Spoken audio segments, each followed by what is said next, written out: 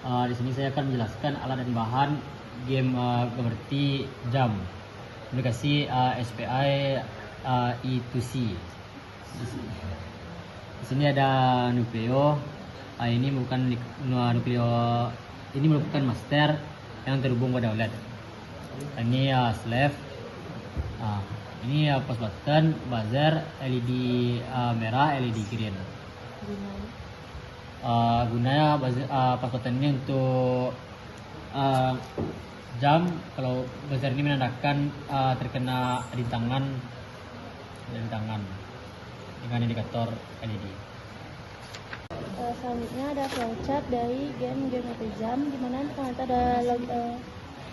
ada flowchart logika game, dimana ketika pas button menandakan mulai, maka LED hijau akan hidup. Lalu ketika dia melompat, maka karakter yang ada di ortnya akan melompat dan menandakan bahwa buzzer akan bunyi. Dan jika tidak, dia tidak melompat, maka OLED-nya akan menandakan bahwa itu game over, yang menandakan bahwa LED merah dan buzzer akan bunyi. Lalu ketika karakternya itu lompat terus kena tendangan, dia akan game over dan akan diulang dari awal. Lalu ada flowchart bagian master, dimana itu melakukan inisialisasi sistem terlebih dahulu, dimana game akan dimulai. Jika tidak dimulai gamenya, maka akan melakukan inisialisasi sistem kembali. Jika gamenya akan mulai, maka gamenya akan jalan sehingga pas buttonnya akan ditekan, dimana ketika dia tidak ditekan maka dia akan memberikan 0, sedangkan ditekan maka buttonnya akan memberikan 1.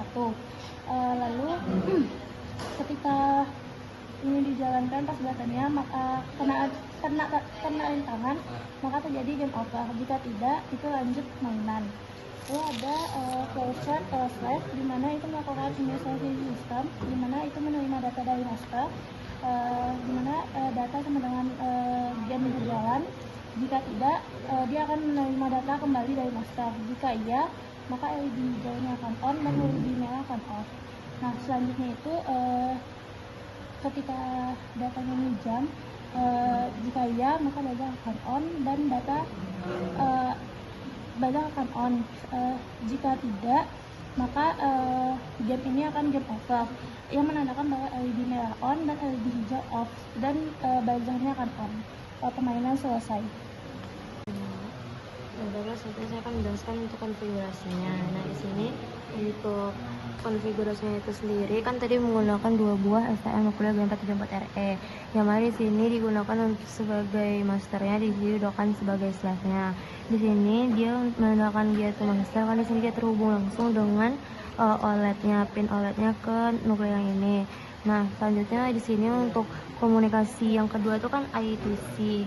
Di situ tuh cara mengatur konfigurasi pin-pinnya tuh untuk MOSI dari master dihubungkan ke MOSI dari slave, MISO dari master dihubungkan dengan MISO yang ada pada slave.